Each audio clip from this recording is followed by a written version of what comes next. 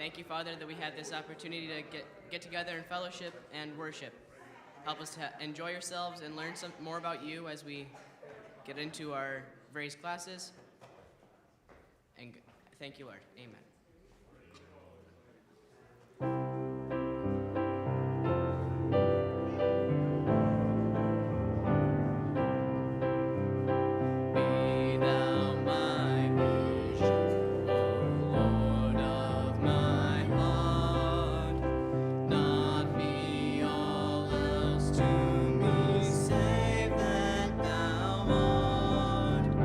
Thou my best thought.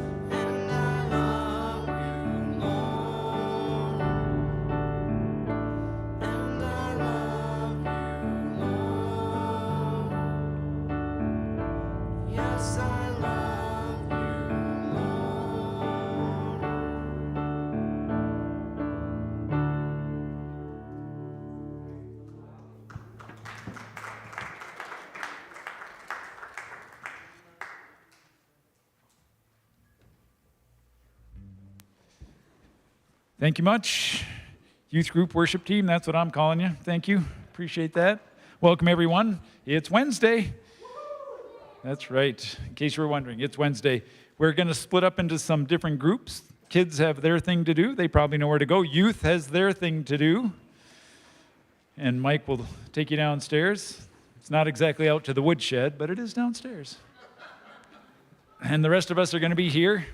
If you need to forage at the trough in the back, please help yourself. Otherwise, get ready for Tory Bjorklund, part 2. We'll pause while Tory's getting ready for Tory Bjorklund, part 2. Whenever you're ready, Tory, you can come on up and you can take the helm. All right. Thank you.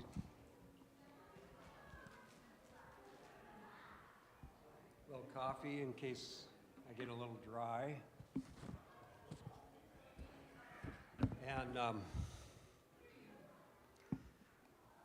I don't know if everybody here had the opportunity to hear part 1, but if you didn't, I'm going to just start in the middle where I left off. So you'll have to go back and check it out on YouTube.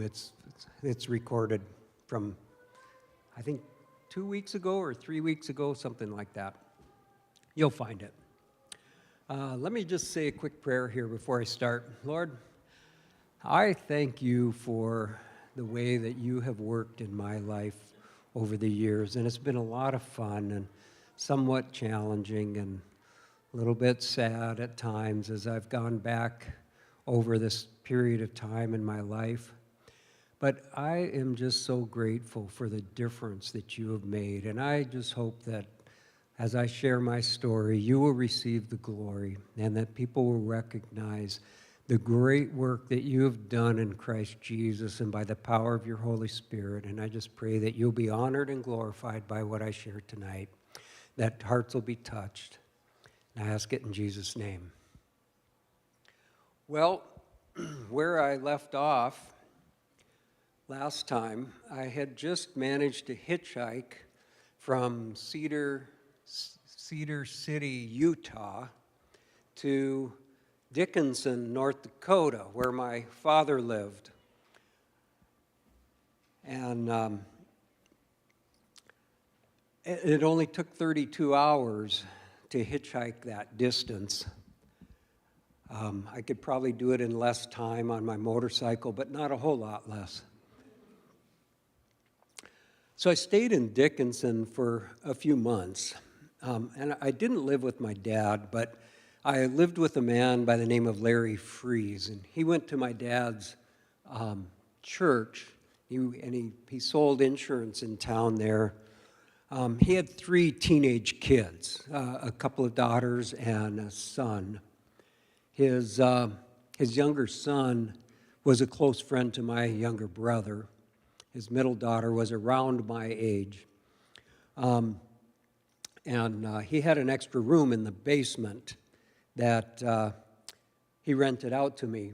Rented, I should put in air quotes, because I don't think I ever paid him any money, but I did help him re-roof his house, and I helped him work on some cars. He liked to buy cars and fix them up and flip them, and I enjoyed helping him with that. To kind of cover my room and board. I got a job with Oxentanko and Son, and I didn't put it down here in my notes, but I think I'll tell you a quick story of how I got that job. So I was working on Larry's roof, and I was doing some finishing touches up there. I must not have been making a lot of noise. I don't remember what I was doing, but I was up on the roof, and there was a young man that was a boyfriend of the older daughter, of Larry's older daughter, and he just came, and she came outside, and they were having a conversation that I wasn't trying to eavesdrop, but I was literally on the eavesdropping on their conversation, and she asked him, did you get the job? And he said, well, they offered it to me, but they were only paying, and I don't remember the number, $5 an hour or $7 an hour or something. And he said, and I'm making more than that on unemployment, so I turned it down. Well, I didn't have a job, so I poked my head over the eave, said, excuse me, could you tell me about that job? Because I'd love to have a job that paid whatever that wage was that he said. And so he told me about it, and it was at the hospital that was being built in Dickinson, and there was a contractor from Bismarck by the name of Oxentenko and Son, and they were the painting contractor, and they were putting up vinyl wall covering, which we kind of have some here, and they needed a kind of a gopher on their crew. So I went down there. He told me to ask for Roger, and I went down there looking for him and talked to a man named Roger, and I got the job. And he told me I needed to cut my hair, so I made sure to get my hair cut before I showed up for my work there. So I worked there in Dickinson on that hospital job for, I don't know, a few months maybe. And after that job was over, Roger asked me if I'd like to come to work full-time in Bismarck at Oxentenko and Son for other projects, other jobs. And I said, yeah, I'd love to, but I need to go to Arizona and take care of a few things. You might remember, I wasn't saying this to him, now I'm reminding you all, that I had hitchhiked up there. I had a car back in Phoenix that was sitting at my old employer's parking lot. I had a house that I was renting with 3 other roommates that had no idea, they had no idea where I was. I hadn't been around for months. I hadn't been in touch with them. I assumed they were still there. I assumed my car was still there. So I took the job, and it's a long story. I won't go into how I ended up getting back down to Arizona, but my older brother Gary was involved in that. But I returned to Arizona, and I picked up my car, which had been burglarized, and the sound system was removed, stolen from it.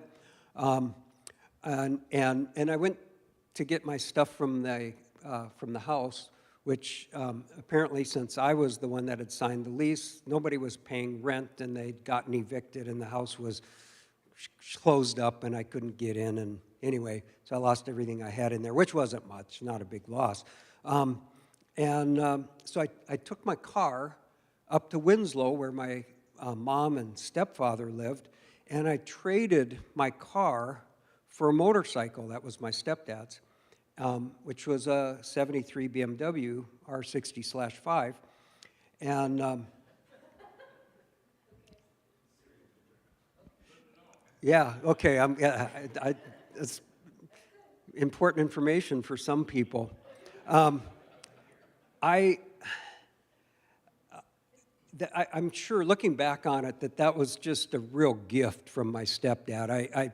I'm sure the motorcycle was worth much more than the car was, but I loaded all my belongings on the motorcycle and headed back to North Dakota. And I remember, as I was getting ready for this trip, looking at the back tire of that motorcycle and thinking to myself, I hope that tire makes it all the way. I had to drive straight through to make it back in time for work Monday morning at 7 p.m. because I'd only taken off a week to get to Arizona, get my stuff taken care of, and get back to North Dakota. The trip, so I was driving all the way through. The trip was pretty uneventful except for a few storms, some kind of bad. And the one time that I did fall asleep somewhere in Wyoming with my manual cruise control, which those motorcycles had a thumb screw you could screw to manual cruise control set to about 80. I woke up driving on the dirt off the asphalt, off the concrete on the freeway on the shoulder, doing about 80. So I was tired, managed to stay upright. And anyway, early Sunday morning, I remember stopping at a convenience store and getting some gas and getting some coffee and drinking my coffee to warm up. And while I was drinking my coffee, there was a group of guys that were in this car, and they were going to a softball tournament, and I just visited with them for a little bit, and then got on my bike and went on my way. And I was less than an hour away from Dickinson, where I was intending to get a little bit of rest and then go on the next morning to Bismarck for my first day of work.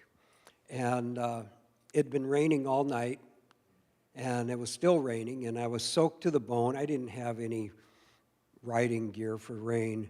And Highway 22 heading into Dickinson had just been resurfaced with the chip seal. If you're familiar with that, they lay down this greasy tar stuff and then cover it with aggregate, this little P-rock, or actually it's kind of flat stuff.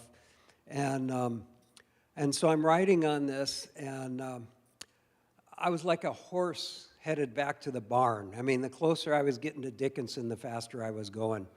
And I was doing somewhere between 80 and 90. But that poor back tire of mine could not withstand the effect of the rock chips, and it blew out rather violently. And like I say, I was doing about 80 or 90, and I had about 80 to 100 pounds packed on the back of my car. I had my toolbox and clothes and stuff like that. And so when the back tire blew, I was pretty surprised to feel it come up in the air. And when it came back down, I felt like I was driving on ice. And if I let off the throttle, the engine breakage would it'd go to an idle, and I'd just start skidding. So I'm trying to keep the throttle going and keep the tire spinning about as fast as I was going. And it would slide. My bike would slide. I'd get this way. I'd be thinking it's going to go down. And then I'd fight to straighten it out, and then it'd whip the other way, and I'd fight to straighten it out. And I wanted to put the brakes on in the worst way, but I knew that wasn't a good idea. And at one point, I'm headed at an approach with a big culvert in it, and I'm headed right at that culvert, and I'm thinking, this is not going to be good.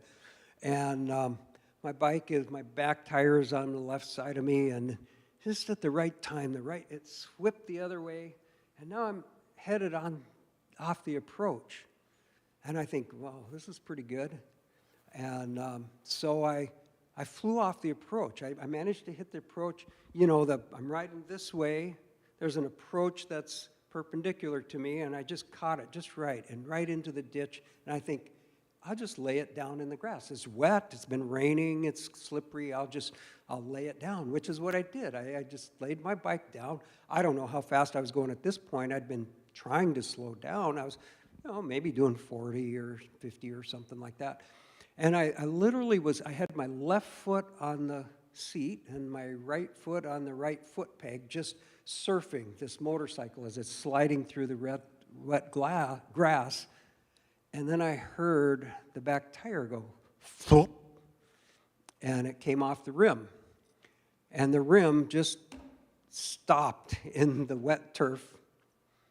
And the bike just kind of did this thing, and it flipped me like a javelin. I just was flying through the air, and I remember thinking to myself, just tuck and roll. You'll be okay. I didn't anticipate the force with which I was going to hit the ground. I, thought I'd catch myself, do this somersault, maybe a couple. But when my arms collapsed when I tried to tuck and roll, my helmet, which I always wore a helmet, hit a rock. It did bust my helmet. But it was with such force, I wasn't quite sure by the time I got done rolling and somewhat being tucked, I wasn't quite sure of my injuries at this point. And I remember that I thought, well, I'll just try to wiggle my toes a little bit, not do anything too crazy. And I wiggled my toes and inside my boots, and they wiggled. So then I cautiously moved my legs and then my arms. And when I was certain I hadn't severed my spine, I turned over and stood to my feet. And one of the reasons I thought it might have been paralyzed because I felt no pain. I felt nothing. I just was like, wow. And I stood up, and then I saw headlights of a car coming. And I thought, oh, yeah, I remember a small car I had passed a little earlier. And so I tried to flag this guy down, and I was driving it, and he did not want to stop. And I literally had to get out of the way. I thought he was going to run me over. The next set of lights coming were the guys that I was talking to at the gas station that were headed to their softball tournament. And they stopped, and I piled in. I literally sat on the laps of the guys. I mean, they were packed in this car. And so they took me on to the rest of Dickinson, dropped me off at a convenience store on the edge of Dickinson. And I called my dad from a payphone back. You guys remember payphones? I called my dad from a payphone. Now, he was getting ready to go to church, and he said, well, I can't come get you right now, but I'll send your brother Tom, so my younger brother, got in my dad's pickup and came and picked me up. And we went back to where the motorcycle was, and with the help of somebody, the nice man that pulled over and helped us, we loaded that bike into the back of the pickup and tied it down. It was interesting by this time it was daylight now. When I crashed, it was not quite daylight, but when we investigated the crash scene, you could clearly see where the motorcycle had hit and flipped and hit and flipped, and each place it hit, it would leave something behind, like a hand grip, or a spark plug wire, or something like that, and you could just see how many times it had flipped, about 4 times. But surprisingly, I didn't break the windshield, I didn't break a mirror, and I didn't break a single blinker. I'm like, wow, this is crazy. So I got a little sleep and headed for Bismarck the next morning at 4 a.m. And I didn't want to be late for my first day at my new job, my new permanent job. And I borrowed a van from a guy, actually my stepmom's brother. And the van was old, and it didn't travel very fast. Maybe its top end was about 60. 55 was probably safe. And so I headed out plenty early. And just as I was reaching Mandan, North Dakota, if you've ever been there, if you're headed west, there's a left-handed exit that goes up and around to an overpass. And I was headed east, and I just happened to be passing, I'm presuming he was a farmer. It looked like a farm pickup. I was passing an old guy in a pickup, a little bit ahead of him, but not too far. And on the right shoulder, there was an old Rambler that had apparently missed its exit, so it was backing up on the freeway. And so the old farmer decides to just change lanes, which didn't leave much room for me, so I thought, well, I'll just take the shoulder, which quickly disappeared because I was now facing a guardrail for that left-hand exit for the westbound lane. And I realized I didn't have time to come to a stop before I hit it, so I decided I'm just going to put my foot down to the floor and see if I can get in front of the old farmer, and I came shooting up out of that ditch in front of him. Apparently he didn't see me. I don't think he would have just moved over like that, but I came shooting up in front of him and fishtailed several times trying to get control of that van.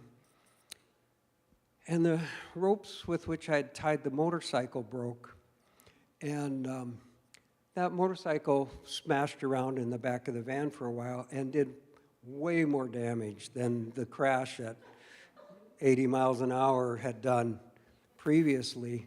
I broke every mirror, I broke the windshield, I broke every blinker. It was just demolished. But on the positive side, I did get to work on time. And my foreman, Roger, who had hired me in Dickinson and invited me to come to work full time, met me there. And I found out that they didn't need me yet because the project that they were going to have me starting on wasn't ready to start yet. But Roger said, I'm pouring a basement. Would you like to help me with my basement, and I'll pay you the wage that you would have been making anyway? And I said, yeah, I'd love to do that. So I went with him to work on his basement and get it formed up and get it ready for pouring and everything like that. And so I worked that first day at Roger's place, and after work he invited me to have dinner with his family, and as we talked, he learned that I didn't have anywhere to live at the moment. And I planned to sleep in the van. He offered to have me park the van at his house and sleep there, but then I'd be able to use their bathroom. And I could shower in the evenings and then sleep in the van and whatnot. And so I took him up on his offer. And I took my motorcycle then into the motorcycle shop and had them fix it up, and I picked it up when I got my first check from Roger and for my week's wages from Roger. And that Sunday then, Roger invited me to church with his family.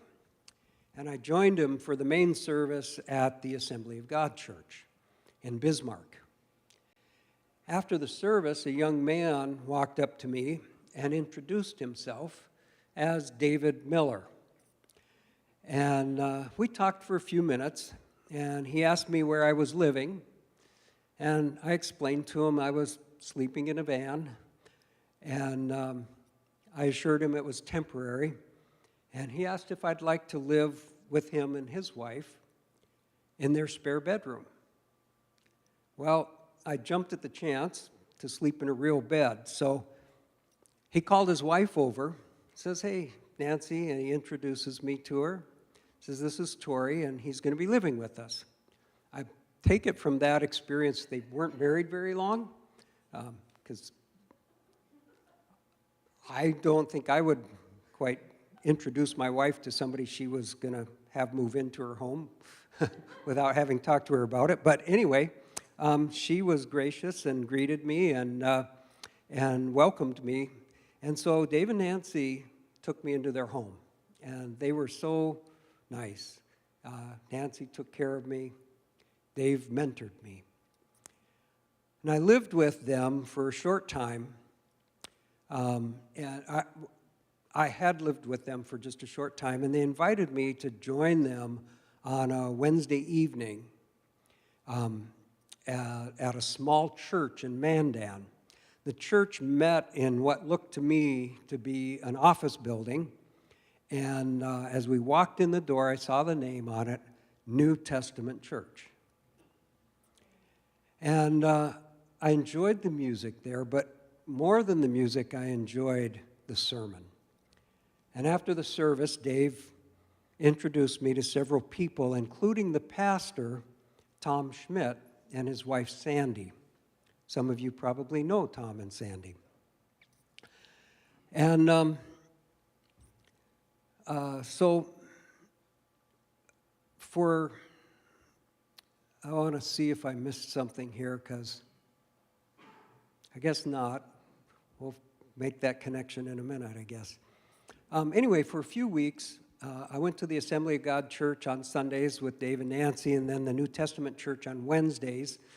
And while I was working at Roger's place. But once we got done with the basement and the job was ready for me at Oxentanko and Son, I went to work there. And once I started working there, we were out of town Monday through Thursday.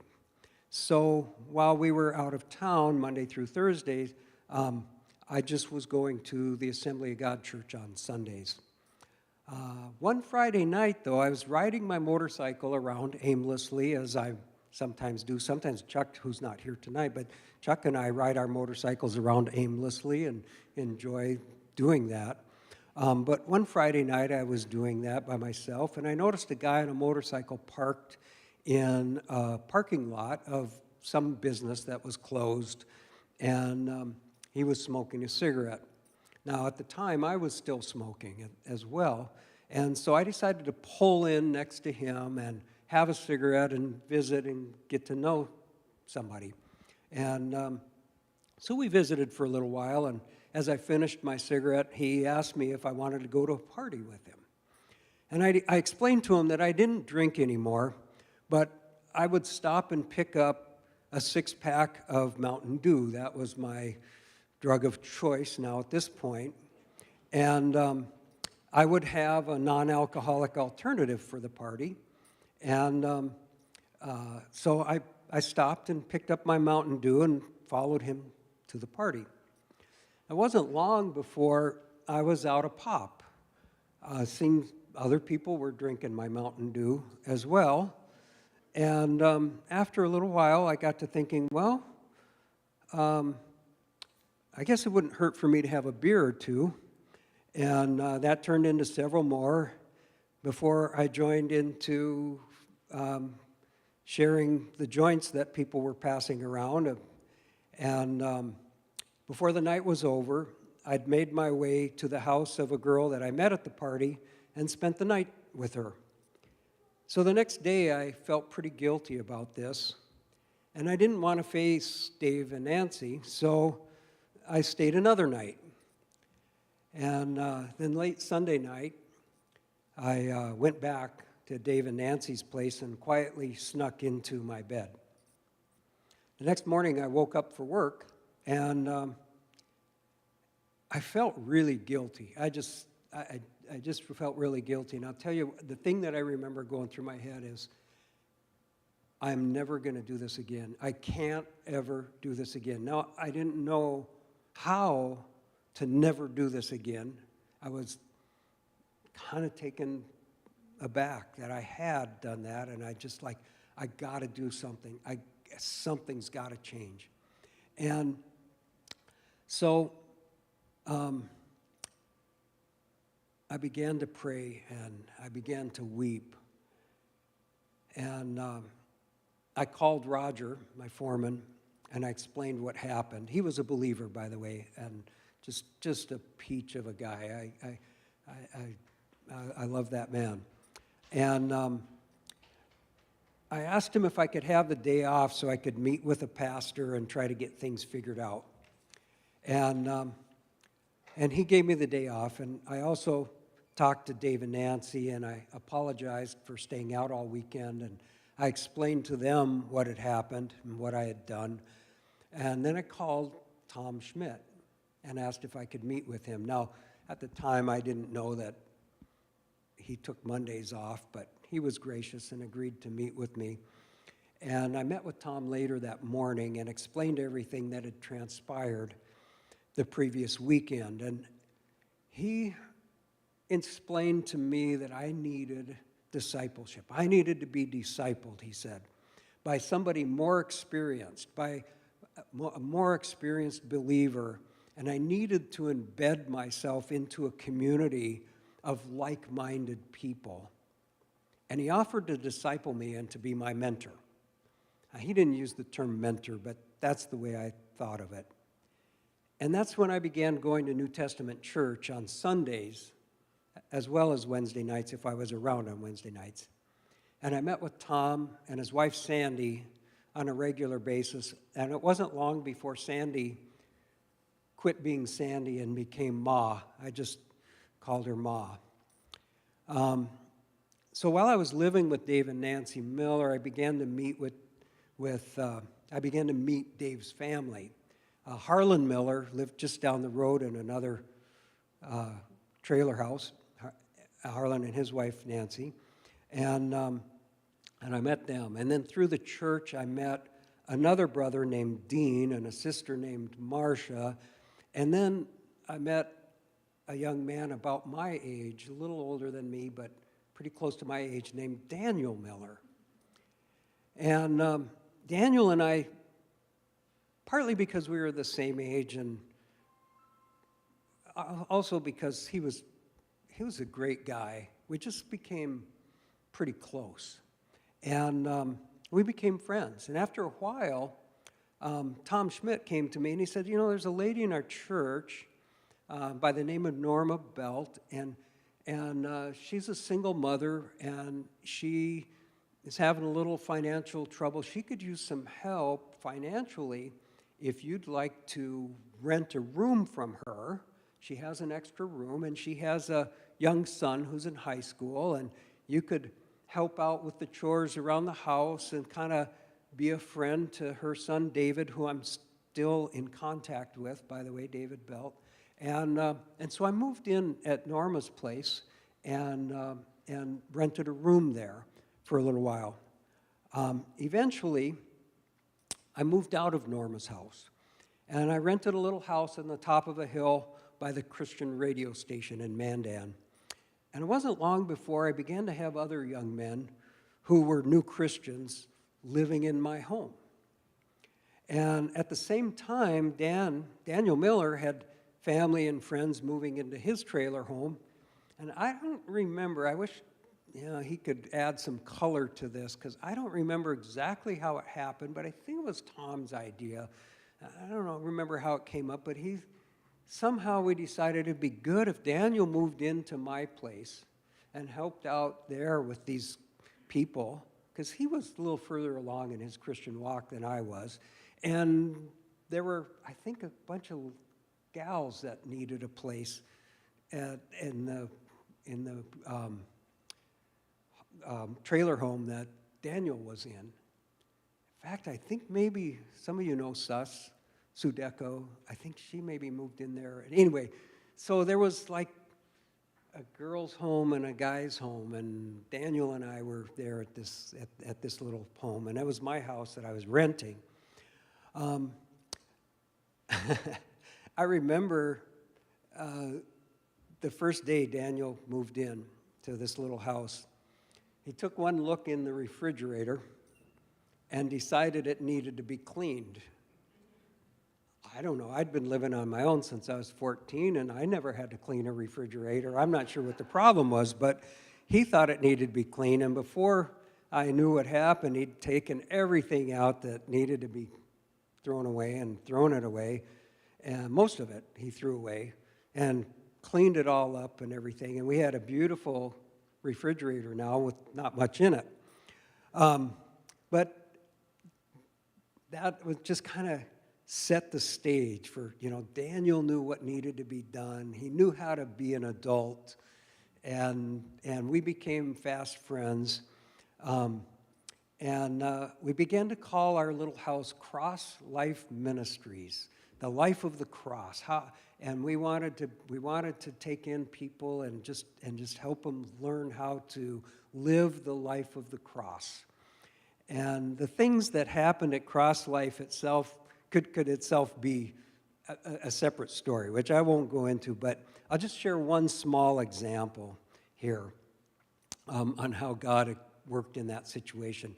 So we needed to have a bigger place. We were getting more people in this little house, and we needed a bigger place. So we began to look for places to rent, and I don't remember where I was. I was somewhere not in town. I was probably working, and Daniel called me. Somehow we got on the phone. This is before cell phones, you guys all know that. But anyway, he gets a hold of me, and he says, there's a place for rent that we really need to look at. And I think I was coming back that day or the next day or whatever. But when I came back, we went and looked at it. And as we were looking at it, we looked at the garage. And it was an old garage with the kind of garage door that's like a bifold door, and you can barely get it open, and it had a dirt floor, but it had a pit. It had a dugout pit with, timbers that we'd lay over that, and Oh, man, I always wanted a pit. Well, I mean, I always wanted a lift, but, who could do that? So a pit would work. And I said, Daniel, we got to take this. And he said, we really should probably take some time and pray about it. And I'm like, yeah, we probably should do that.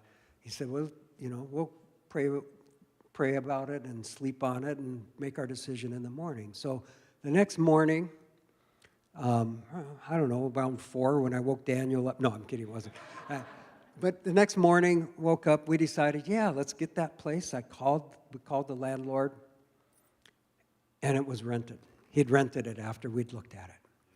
I was so angry. I was frustrated. I was mad at God. I was mad at Daniel. And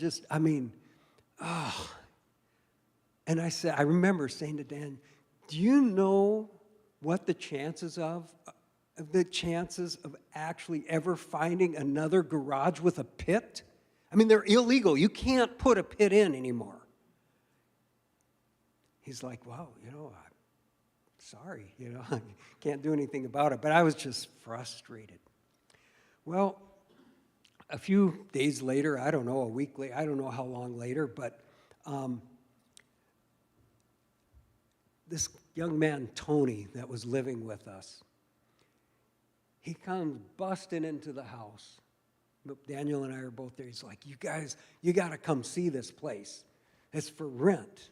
Well, where is it, Tony? Oh, it's like a block away. So we walked to this house. It was like maybe a block and a half away. We walked to this house that has a for rent sign, and we call the number on there, and the guy said, well, it's not locked. You can let yourself in and look at it. I mean, that's how things worked back then in North Dakota. And it was perfect. It had been turned into 2 apartments. One had a basement apartment and an upper apartment. And the basement, I think, had 2 bedrooms. The upper part had 2 or 3 bedrooms. I don't remember. It was 4 or 5 bedrooms total.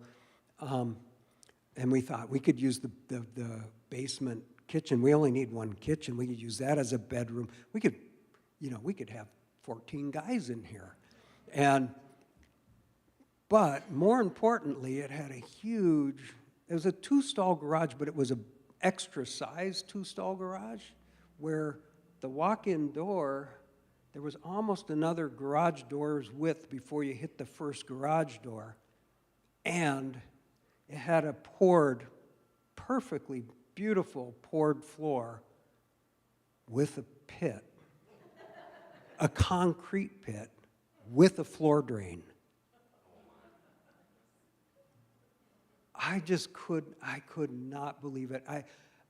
I mean, it's almost like I'd said, even God can't find us another broken down old single stall garage with a dugout pit, But oh my goodness, that was quite an experience for me. So I really think most of the ministry that went on at Cross Life Ministries was for my sake. I'm not sure how much ministry went on for the other guys there, but Daniel and I were supposed to be leading it. I think that I was just, Daniel was ministering to me, and we had a bunch of other hangers around or something like that. But I remember one night, just one other little story on how God was discipling me. I don't remember what I was going through. I don't remember what was so difficult. I just remember being just anguished and frustrated, and I just had to go out and I had to pray. And I'd walk up the hill. I'd go up behind the Christian TV radio station, and they had the antenna there with the guy wires, and I'd just go walking back there. And I'd walk and I'd pray, and I remember crying out to God and saying, God, this is too hard. I can't do this anymore. This living a godly life or whatever it was, I just couldn't remember what. I don't remember what it was, but I just remember going, this is so hard, God. And I remember God speaking in my heart, and I heard the words again in my external like the first time God spoke to me, but internally I heard these words specifically saying, would you rather go back to the life you had? Would you rather live in sin? And I just thought, no, God, that was a lot harder. I like what I've got right now. It's not so hard. And after that, I began telling people when they would complain about how hard the Christian walk was, I began to tell people, you think that's hard? You should try living in sin. And it gave me a perspective that I carry with me still today. That life, that old lifestyle, just lost its luster, kind of being put in contrast like that. Well, sometime later, maybe a year and a half, I don't remember how long. One night, I remember telling Daniel, I felt like I was going to be leaving. And I told him, I don't know when, and I don't know why, but I feel like God is wanting me to get prepared to leave. So I didn't know what to do with that. I wasn't quite sure what to do to get ready, but I was kind of ready. Now, before that time, by the way, until I moved to Bismarck, I had not lived in a single place since I was 14 for more than 7 months. So from 14 to now, I'm probably 21. I had not lived in a place for more than 7 months. Until I was 20 or so, because now I had lived in Mandan for more than 7 months. But anyway, I'm thinking, okay, I got to get prepared to leave. And so one night I was reading my Bible, or one time, I don't know if it was day or night, but one day I'm reading my Bible, and Philippians chapter 3, verse 7 just catches my eye. And you might remember what it says. It says, but whatever is gain, or whatever gain I had in the ESV version, but NASB's whatever was gain. Anyway, I counted as loss for the sake of Christ. And I still have my old Bible from back then. I don't use it much because it kind of fallen apart. But I have written in the margins there, right next to that verse. I wish, by the way, I had a date written in there. I didn't think to do that at the time. But I had written in that margin, counted as loss, BMW. God had impressed on me to give up my motorcycle. I didn't know what that looked like. I didn't know what that meant. But in my heart, I lost my bike that day. I gave up that motorcycle. Well, one Sunday morning, sometime later, again, I don't know if it was weeks or months or what, but Sunday morning, I'm in church. Tom makes an announcement from the pulpit that he and Sandy are moving back to Alexandria, Minnesota, from whence they came. I didn't know they were from Alexandria, but that's what he announced. And I sat in my chair stunned. My mind was racing, and I'm wondering, what am I going to do? Because you remember when I met Tom, it was a day, not met him, but the first time we really interacted, and he agreed to mentor me and disciple me. It was a day after a significant fall, after a time of I was really afraid that day that I was, headed in the wrong direction. And Tom had been a big part of my being on the proverbial straight and narrow. And I'm like, what am I going to do? And I thought about it, and I was thinking about it. And after the service, I walked up to Tom, and I said this. And he knew just what I meant. I said, not without me, you aren't.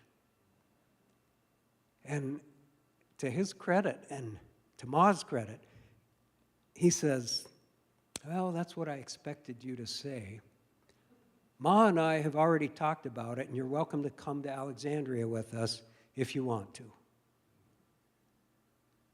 I had no idea that they had pre-planned for me to be able to join them, but they knew me enough. They anticipated me confronting him when as soon as he said, "We're leaving," for me to say, "Not without me, you aren't." And so that's how I decided to move to Alexandria. So as Tom and Sandy were making preparations to move from Mandan to Alexandria, I learned that my mother and stepdad were filing for bankruptcy. And another experience, which I won't go into, but God spoke to me through the teachings of Paul to Timothy, that I should go and bring my car and my motorcycle and give them to my mom and stepdad.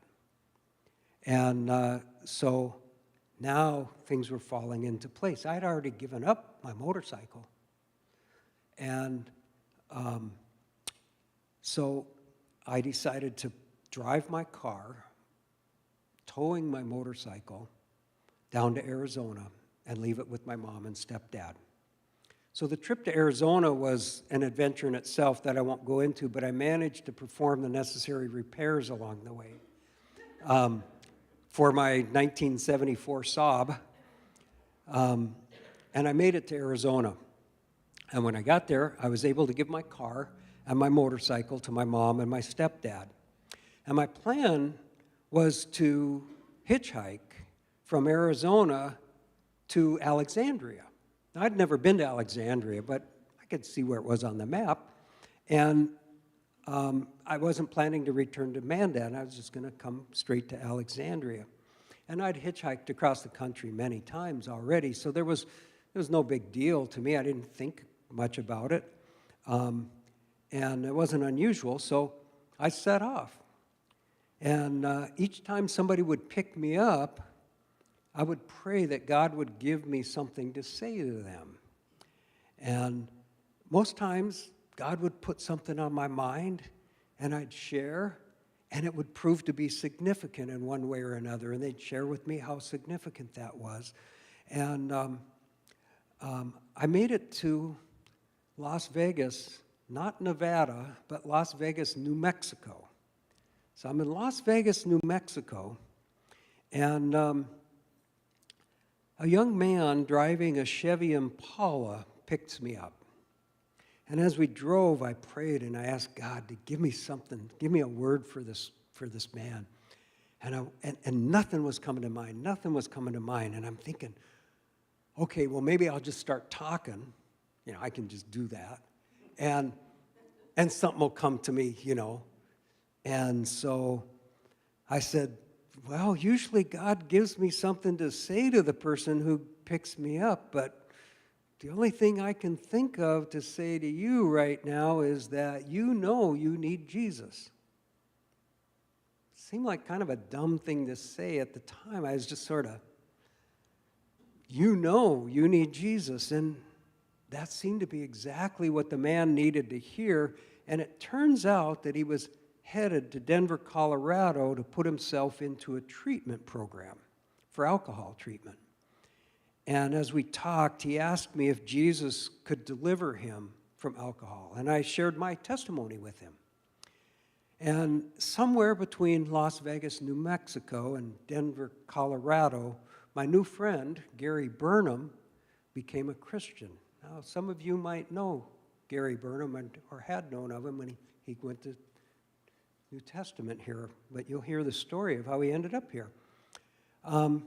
So he also not only became a believer, but decided to come with me to Minnesota.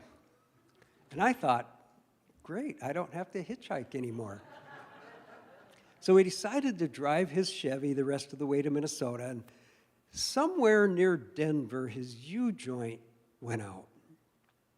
Now, he didn't have the funds really to repair it and pay for gas to get us back to Minnesota, but I happened to have a Sears credit card At the time, I didn't know anything about Larry Burkett or any of that kind of stuff, so I thought, hey, I got a credit card and I got a little bit of credit on it, so let's go to Sears. So we went to a Sears auto shop where they informed us that the yoke on the drive shaft needed to be cut off and a replacement welded on, but they couldn't do that work there and we'd need to take it somewhere else.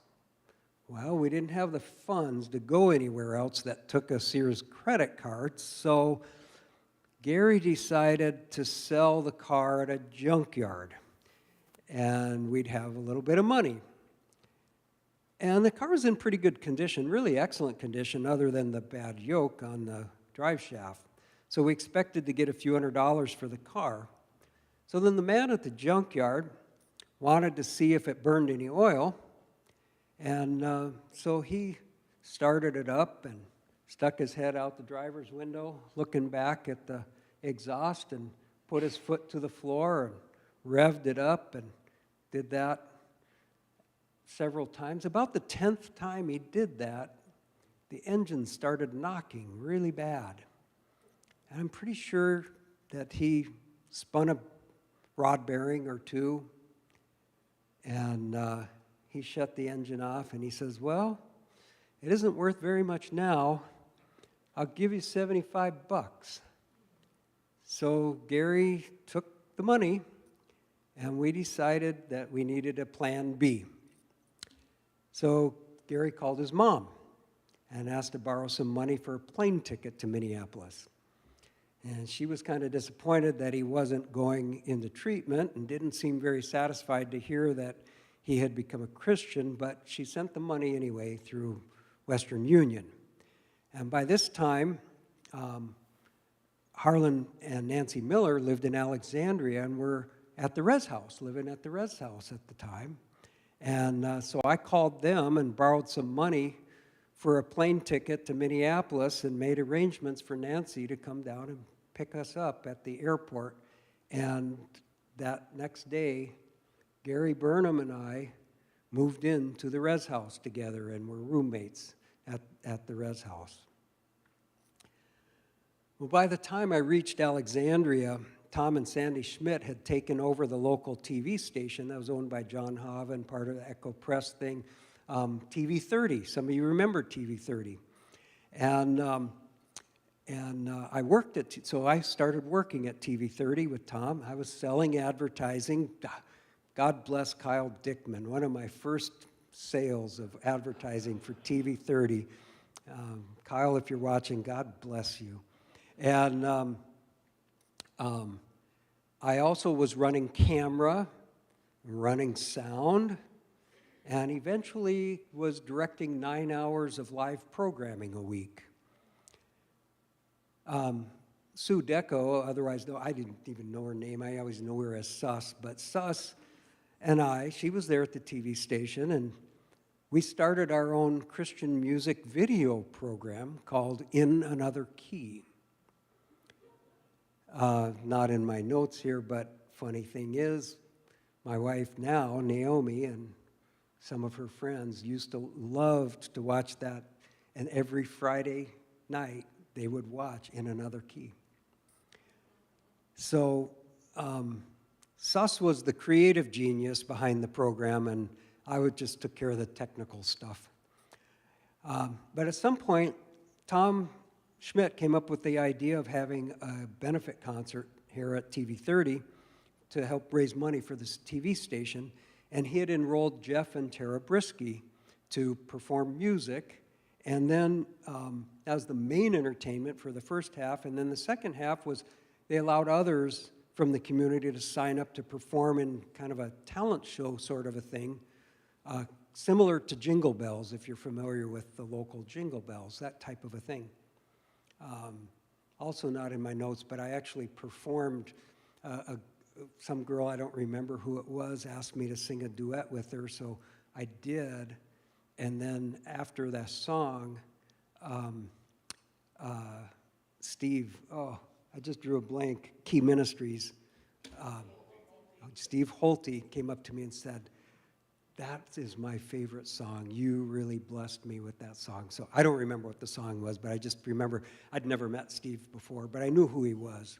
But anyway, but I was kind of impressed with Tara Brisky. She was quite a musician, and I thought she was kind of cute, so I wanted to meet her.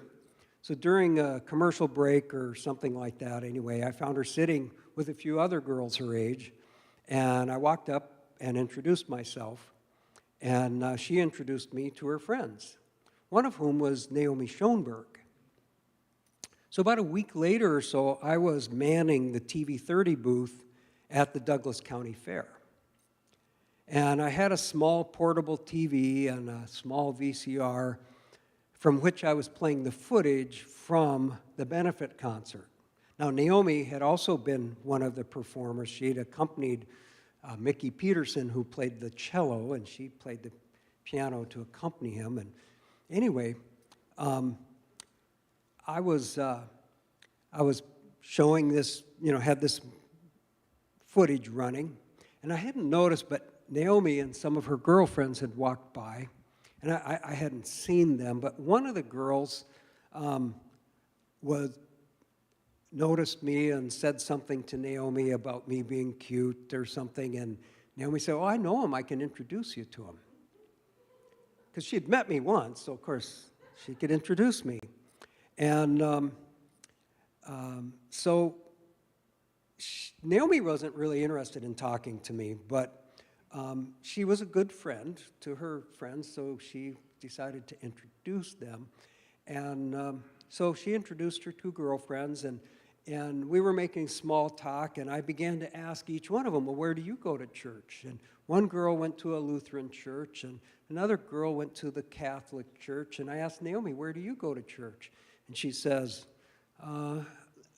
I go to church at my home. And now I've got 100 questions.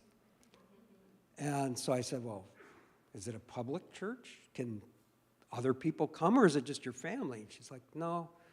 And she knew where I was headed with this, but she's like, reluctantly said, "Well, yeah, other people come as well."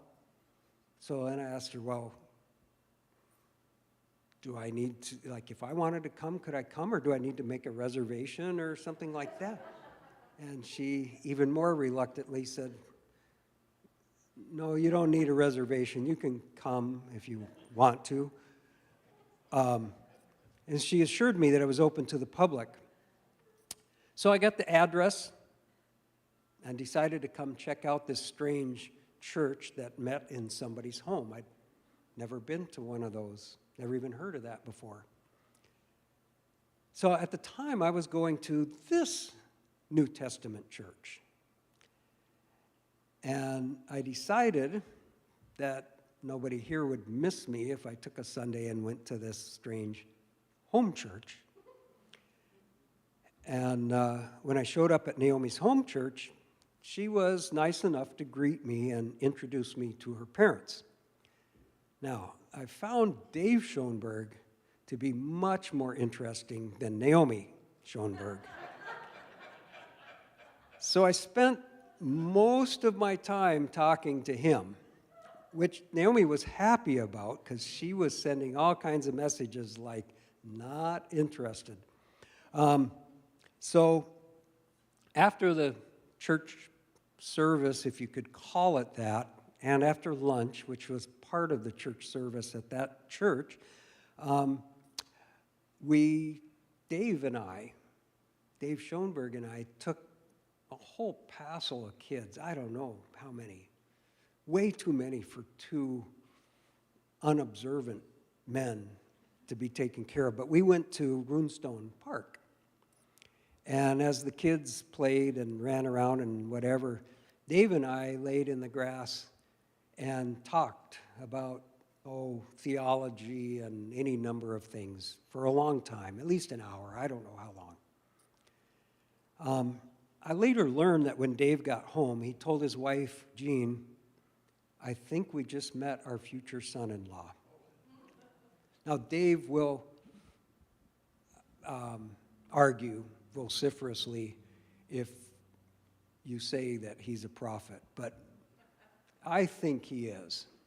I just don't think he understands how that works. But anyway, and I've told him that. This is nothing new. So anyway, after I spent the next year coming most Sundays to the Schoenberg home for church, nobody at New Testament missed me.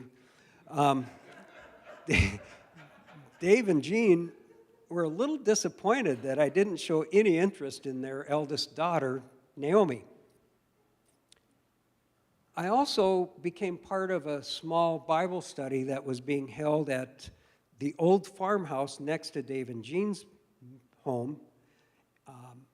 And my new friends, Jonathan and Rob and Oz, hosted that Bible study because they lived there.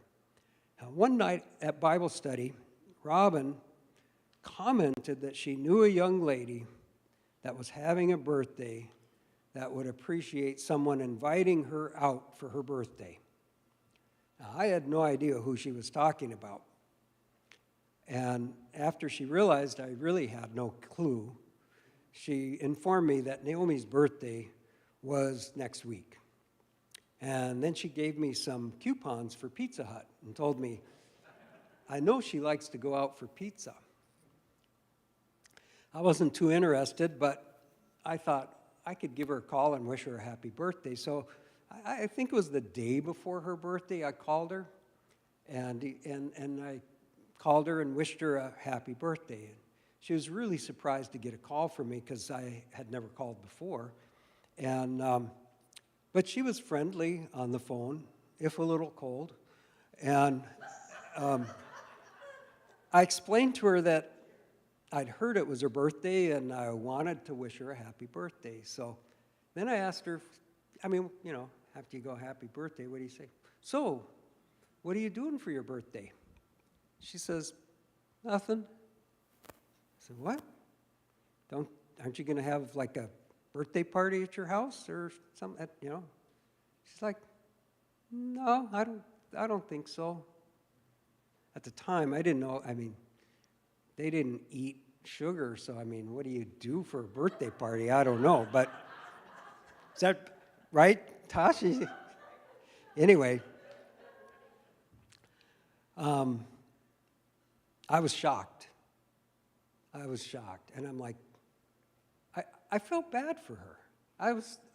I genuinely felt sorry for her. And I said, well, you really should do something for your birthday.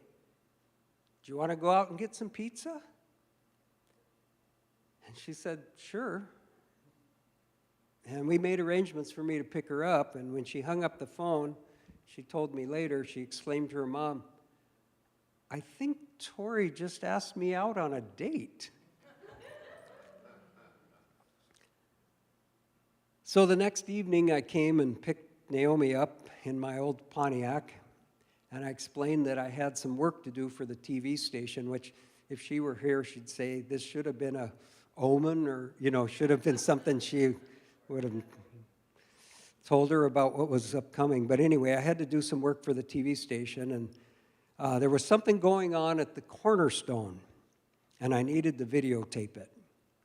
I went to the TV station and picked up the video equipment, went down the road by Lake Winona, and we spent a little time videotaping the ducks. Then we went to the Cornerstone and played some foosball and videotaped a puppet show somebody was putting on.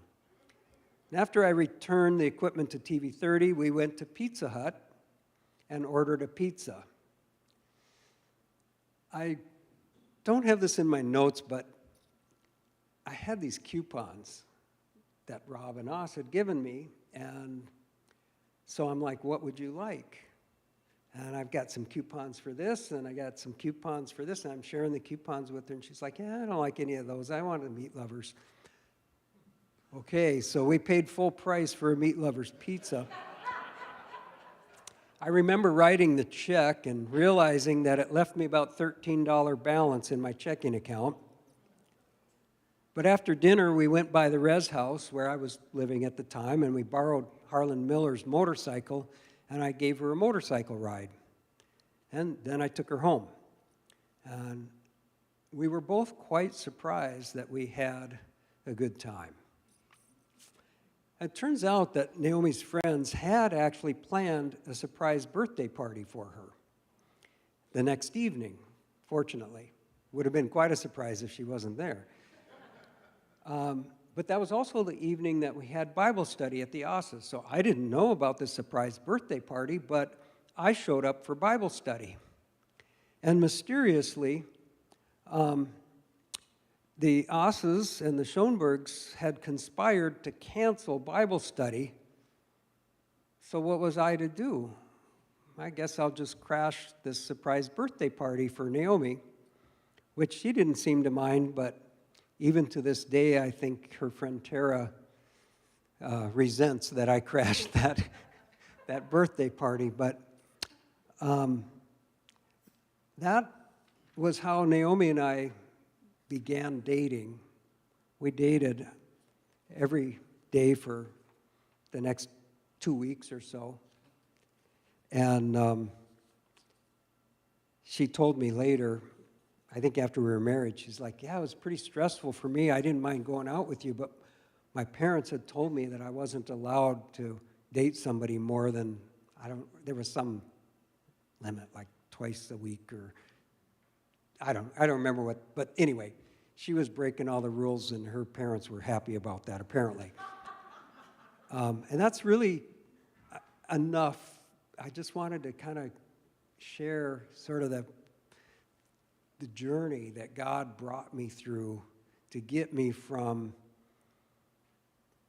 Mandan, I guess, Dickinson at this point, and every step of the way, how, I was just kind of oblivious, and you can tell I'd drive to Bismarck in a borrowed van with no idea where I'm going to sleep. But it never bothered me. It never occurred to me, and partly it's my personality. And Naomi will attest to the fact that I'm not much of a planner, but partly I had just, God brought me up in my early Christian days, and I'm literally talking days, maybe weeks, not years, that he was covering everything. And I just thought about what I thought God wanted me to do, and when it was he wanted me to take that job at Oxentanko, I took it. I needed to be there Monday morning at 7 in the morning, and one of the things I had learned in North Dakota, this is bonus, I'll give you this for free, but Tom was really big on faithfulness. Paul told Timothy, the things that you have learned and seen in me, teach faithful men.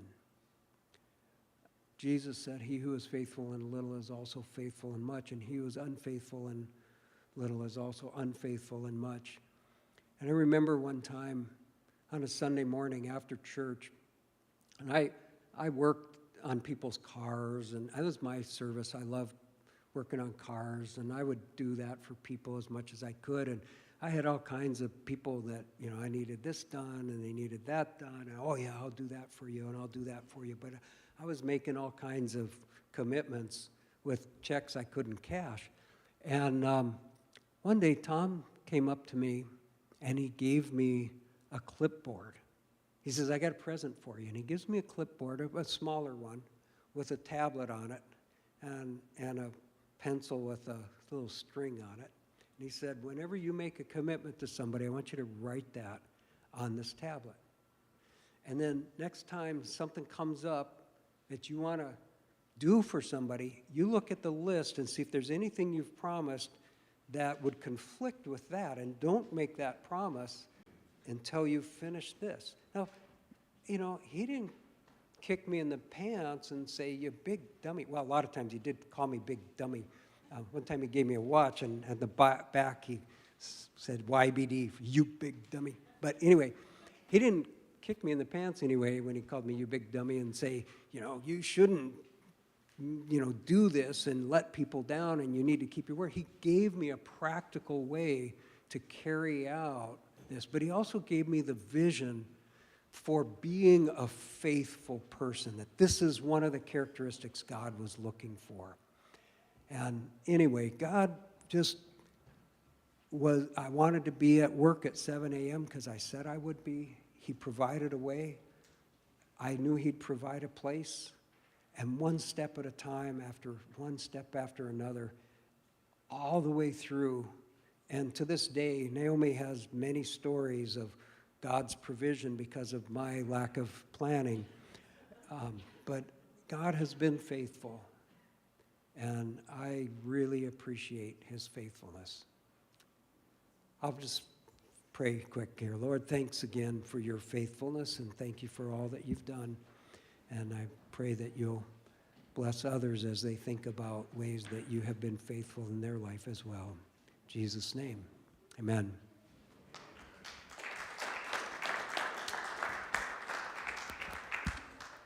Great job. You can spin them. I like it. Next week, Daryl is going to spin them for us again. And so come next week and hear from Mr. Dobbelman. I recognize a bunch of the names. I met Tom and Sandy Schmidt. I was actually at TV 30 running a camera once as a teenager. Oh, is that right? Yeah, and I knew the Briskies a little bit. And yeah, that's fun. That's good to hear. Anyway, thanks for coming, everyone. Enjoy your evening. We'll see you next time.